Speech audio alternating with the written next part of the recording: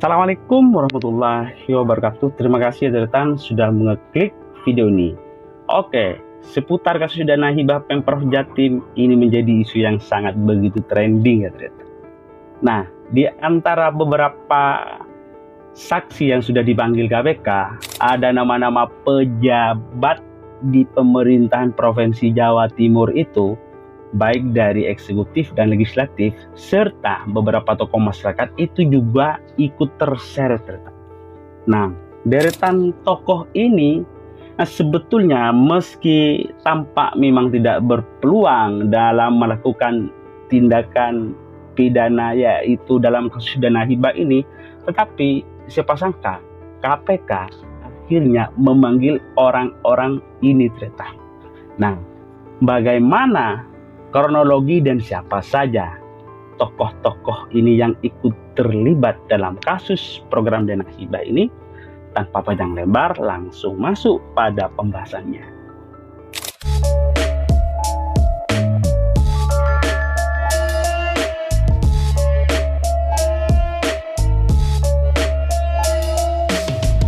Tahu nggak Deretan? Setelah Komisi Pemberantasan Korupsi ini mengungkap dugaan korupsi dana hibah pemerintah Provinsi Jawa Timur pada tahun anggaran 2021-2022, ada banyak pihak yang ikut terseret. Bahkan aktor-aktor ini ya Tretan, meski sudah melenggang ataupun pindah posisi jabatannya di kursi wakil rakyat, namun KPK ini tidak sungkan-sungkan tetap melakukan pemanggilan dan penyidikan lebih jauh seperti itu. Bahkan di luar pemerintahan sebagai legislator, ada juga tokoh-tokoh masyarakat di wilayah Jawa Timur yang ini bisa dikatakan sebagai salah satu tokoh yang cukup berpengaruh seperti itu. Nah, usai KPK ini ya Tretan menetapkan 21 tersangka, maka di awal itulah KPK melakukan gerilya ke berbagai daerah di wilayah kota atau kabupaten di Jawa Timur. Penyelidikan ini dilakukan semata hanya ingin mengetahui dan ingin mengungkap sampai batas mana persoalan program dana hibah. Bahkan KPK sendiri hingga sekarang masih belum menemukan aktor di balik bergulirnya program dana hibah ini. Nah, tokoh-tokoh ini ya Tretan, meski sudah pindah posisi jabatan, tapi tetap digasak oleh KPK. Siapa dia?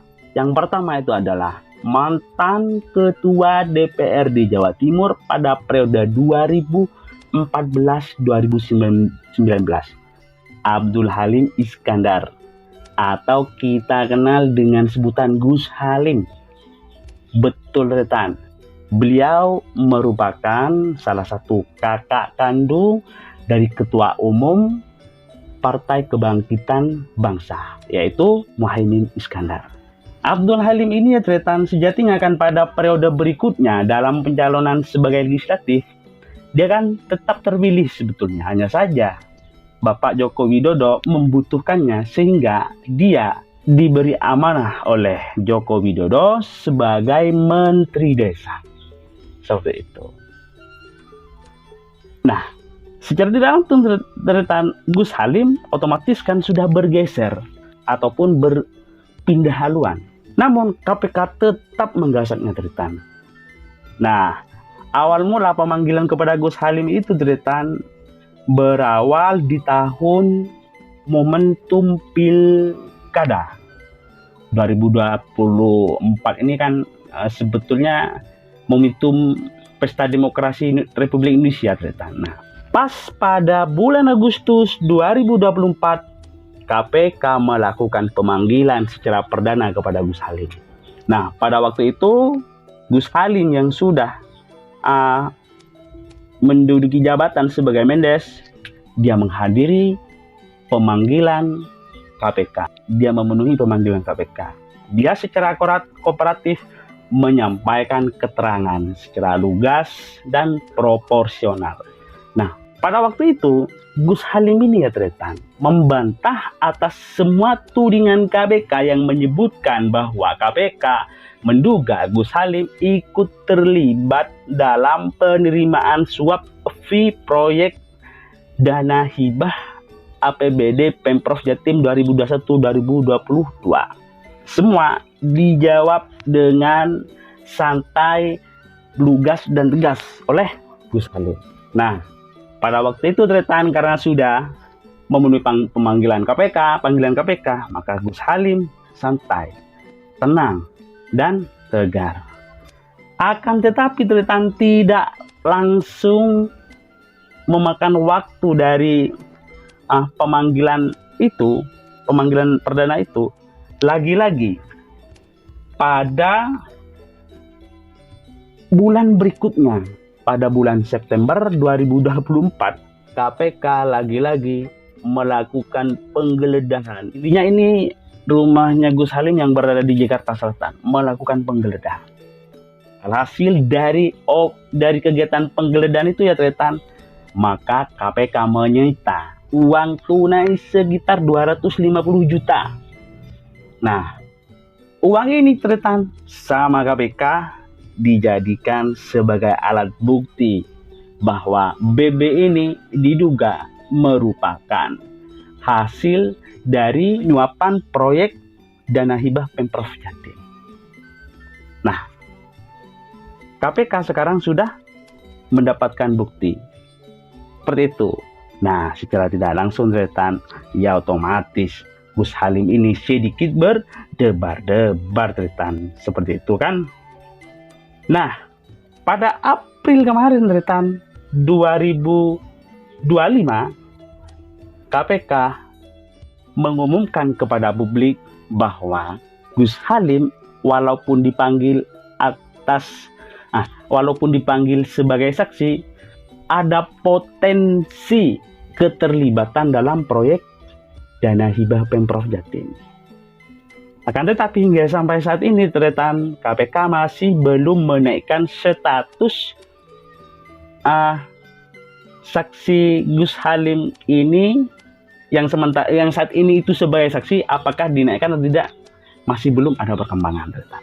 Nah, jadi Gus Halim sampai sekarang jangan nyenyak tidur sampean Gus. Nah, artinya sambil lalu dilihat informasi seputar perkembangan politik tanah air, dilihat. Siapa tahu sampean itu ditetapkan tersangka oleh KPK kan, seperti itu Gus. Nah, ini adalah tokoh yang pertama Tretan. Terus tokoh yang nomor 2 adalah dia anggota DPD RI sekaligus mantan ketua DPD RI. Siapa dia? Lanyala Mataliti. Nah, Lanyala ini ya Tretan, kalau di kalangan warga Jawa Timur namanya sudah tidak asing lagi. Namanya sudah melambung tinggi kalau hanya di tatanan pemerintah Provinsi Jawa Timur dan warga Jawa Timur pada umumnya. Karena berbagai karir dan prestasi dari Lanyala ini ya Tretan, itu banyak diketahui oleh masyarakat. Salah satunya Lanyala ini diketahui merupakan salah satu mantan pengurus ketua PSSI. Nah, Lanyala Tretan juga dikena kecipratan dalam dugaan kasus proyek dana hibah ini. Buktinya apa? Nah, pada April kemarin 2025, rumah Lanyala ini juga ikut digeledah oleh KPK. Yaitu salah satu rumahnya di Surabaya, di wilayah Mulyorejo, kota Surabaya. Dia ikut digeledah. Tetapi pada waktu itu, berdasarkan keterangan Lanyala di berbagai media, Lanyala ini sebetulnya kaget. Kenapa tiba-tiba rumahnya kok secara mendadak digeledah oleh KPK? Padahal Lanyala sendiri itu meyakini tidak pernah tahu dan tidak pernah terlibat dalam kasus proyek dana hibah Pemprov Jatim. Bahkan Tretan, ya Lanyala karena mengikuti perkembangan informasi, dia akan update terhadap perkembangan kasus dana hibah. Nah, pada waktu itu Tretan, Kusnadi itu tengah lagi diselidiki oleh KPK, tengah lagi diselidiki oleh KPK seperti itu. Nah, Lanyala ini Tretan juga kaget. Kenapa tiba-tiba namanya ikut terseret dalam kasus proyek dana hibah ini? Bahkan secara terang-terangan, Lanyala ini mengaku tidak pernah kenal dengan mantan ketua DPRD Jawa Timur, yaitu Kusnadi. Nah, kemungkinan besar ya teman, Lanyala ini mungkin ada firasat ataupun sedikit prasangka kurang baik. Mungkin ini diakibatkan oleh Kusnadi. Tapi Lanyala sendiri itu Tretan mengaku tidak kenal dan tidak pernah tahu sama Kusnadi. Dan hasilnya Tretan, apa yang terjadi pada kegiatan penggeledahan itu? Tidak ditemukan alat bukti, tidak ditemukan barang bukti. Nah, Lanyala pun sudah berlega hati Tretan. Seperti itu. Nah, Lanyala juga memastikan bahwa dirinya memang tidak terlibat. Seperti itu. Nah, walaupun tidak terlibat dalam proyek dana hibah Tretan, tentu rumah persinggahannya kalau sudah dihampiri oleh KPK, tentu kita akan sedikit berdebar-debar. Seperti itu Tretan. Dan banyak tokoh-tokoh di wilayah Jawa Timur yang ikut dimintai keterangan secara parsial oleh KPK. Salah satunya kalau di Situbondo itu Wakil Bupati Situbondo itu yang perempuan, kalau nggak salah Ulfiah, itu juga pernah seperti itu. Tapi pada waktu itu KPK melakukan pendalaman dengan memanggil beberapa saksi ketua Apokmas di wilayah Situbondo. Wakil bupatinya juga dimintai keterangan. Nah, belakangan ini ya Tretan, seiring perkembangannya waktu, KPK ini tidak main-main dalam memberantas korupsi yang merongrong uang rakyat ini ya Tretan. Secara terang-terangan KPK menyegel dan menyita rumah Anwar Sadat. Ini mantan pimpinan DPRD Jawa Timur yang kemarin. Ini dari Partai Gerindra. Beberapa rumahnya ini ya Tretan yang disita, bahkan dikasih plang KPK, ada di Banyuwangi, kemudian Probolinggo. Bahkan rumah-rumah lainnya Tretan, tapi tidak diketahui ini milik siapa. Di antaranya itu ada di wilayah Pasuruan, Malang, Kota Surabaya, dan Mojokerto. Dan nilai dari rumah serta aset dan bangunan itu Tretan, sebagaimana yang diungkap KPK, itu tembus di angka miliaran tinggi Tretan. Bayangkan. Nah, KPK memberikan sebuah alasan kenapa disita. Karena KPK sendiri sudah meyakini aset bangunan dan rumah milik Anwar Sadat ini diduga merupakan hasil dari korupsi dana hibah. Maka KPK tidak main-main Tretan, langsung melakukan penyitaan dan penyegelan. Artinya KPK ini, artinya rumah milik Anwar Sadat ini sudah sepenuhnya menjadi milik negara. Tidak main-main ini.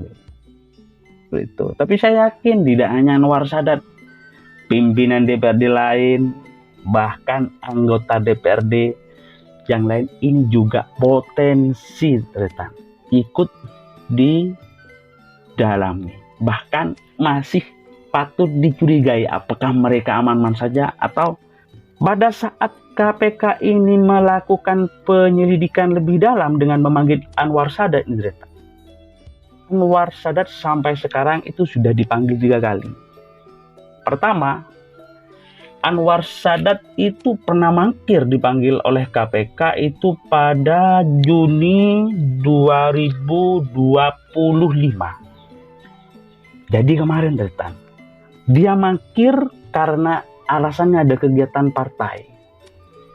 Ada kegiatan. Nah, baru yang kemarin ini ya Tretan, tidak berlangsung lama KPK lalu melakukan pemanggilan yang kedua kalinya, tapi lagi-lagi Anwar Sadat tidak datang. Nah, ketiga kalinya Anwar Sadat ini datang, ditemani dengan beberapa saksi lain. Salah satunya juga mantan anggota DPRD Jawa Timur, yaitu Matur Husairi. Nah, jadi ini tidak main-main ternyata. Nah, kalau Matur ini ternyata saya yakin dia lebih welcome dan lebih terbuka, bahkan ini bisa jadi akan mengungkap semua tabir keburukan persoalan program dana hibah di Jawa Timur. Kenapa demikian ternyata? Matur ini merupakan salah satu politisi Partai Bulan Bintang dari wilayah pemilihan Dapil 11, yaitu Madura. Pada saat dia menjabat sebagai legislator terang, ya, Matur ini adalah salah satu orang yang paling menantang ataupun yang paling keras mengkritik terhadap realisasi dan peruntukan program dana hibah. Kenapa demikian? Karena ada beberapa evaluasi yang Matur ketahui ketika program ini sudah terrealisasi di bawah, maka banyak penyimpangan sebagaimana laporan yang sampai ke telinganya. Seperti itu. Nah, kegiatan dana hibah ini ternyata melalui beberapa mekanisme dan prosedural, kan? Di antaranya itu adalah menjalin hubungan kemitraan, seperti itu ya. Semua harus bermitra tentang, kalau tidak bermitra maka program ini tidak akan cair, seperti itu kan. Di antara prosedurnya, bila dana hibah ini sudah berpotensi cair, maka ada beberapa persyaratan yang harus diikuti oleh Pokmas. Di antara adalah menjalin fakta integritas, kemudian membuat pertanggungjawaban mutlak, terus membuat NPHD itu, naskah perjanjian hibah itu. Nah, bagi Matur sebenarnya program dana hibah ini ya bukan berwujud uang, tetapi harus berwujud program. Nah, karena belakangan yang terjadi itu adalah berupa uang, maka penyimpangan yang terjadi di bawah itu bukan atas kesalahan kelompok masyarakat, tetapi murni dia disalahgunakan oleh pihak-pihak yang tidak bertanggung jawab, yaitu seperti aspirator, terus user, admin, dan orang-orang tertentu yang memang punya hubungan dekat dengan legislatif dan eksekutif di pemerintahan provinsi. Itu. Terus apakah Matur ketika diminta keterangan oleh KPK dia tidak akan menjelaskan? Tentu mungkin lebih ganas beliau akan memberikan keterangan seperti itu ya. Nah, inilah fenomena program dana hibah yang sampai saat ini masih timbul tanda tanya ternyata. Kenapa demikian? Karena KPK hingga saat ini masih belum menemukan aktor intelektualnya di balik kasus dana hibah ini. Seperti itu. Nah, setelah KPK kemarin melakukan pemanggilan kepada Gubernur Khofifah, namun Gubernur ini mangkir karena melakukan kunjungan ke Cina, KPK juga akan berjanji akan terus melakukan pemanggilan dengan menjadwal ulang pihak terkait yang jabatan dan posisinya itu setara ataupun selevel dengan Khofifah di tingkat Pemprov. Nah, kalau demikian ternyata ini bisa jadikan wakil gubernur, terus sekda. Ini kan juga berpotensi ternyata. Seperti itu. Nah, Khofifah ini dipanggil ternyata usai mantan ketua DPRD Jawa Timur Kusnadi itu dipanggil terlebih dahulu. Nah, disinilah ternyata Kusnadi itu membeberkan secara terang-terangan bahwa program dana hibah ini sejatinya tidak akan terrealisasi kalau bukan karena keinginan dari eksekutif. Betul, tetang. Legislatif ini kan fungsinya hanya sebagai pejabat yang mengawasi jalannya program pemerintahan. Seperti itu. Jadi, Kusnadi itu memberikan sinyal, memberikan keterangan kepada KPK dan publik bahwa program KPK ini tidak mungkin tidak diketahui oleh eksekutif. Dalam hal ini adalah Gubernur Khofifah.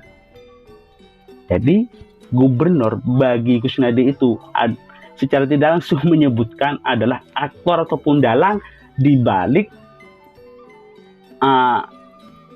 bergulirnya kasus dana hibah. Nah, tapi sampai sekarang Tretan, kita kan masih timbul tanda tanya karena KPK masih belum melakukan jadwal pemanggilan ulang kepada Gubernur Hamzah. Semoga saja dalam beberapa pekan ke depan nanti KPK segera melakukan tugasnya dan melakukan pemanggilan ulang sehingga masyarakat mengetahui siapa aktor yang sebenarnya di balik kasus program dana. Terima kasih.